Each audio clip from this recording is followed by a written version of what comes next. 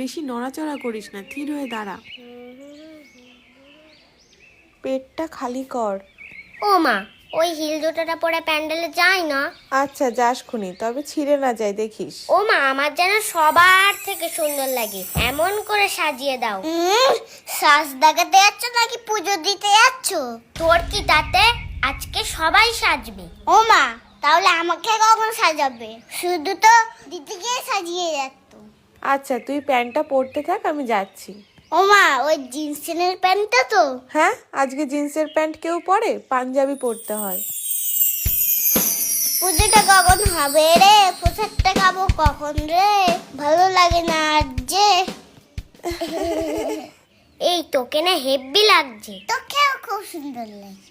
এই কালকে তো স্যারের কাছে অঙ্ক পরীক্ষা, বইটা দিয়েছিস তো ঠাকুরের কাছে? শুধু অঙ্ক বই বলে কেন, যেখানে যা ছিল সব দিয়ে দিয়েছি। তা ভালো করে, নয়তো মা যেটা দেখবে সেটা নিয়েই পড়তে বসাবে। ঠিক বলেছিস, চল পূজা শুরু হয়ে গেল, ওই দিকে যাই। ও পড়তে না বলে সব বই দিয়ে দেওয়া ঠাকুরের কাছে? বলছি ওং সরস্বত্যায় নমঃ সরস্বত্যায় নমঃ সরস্বত্যায় নমঃ সরস্বত্যায় নমঃ।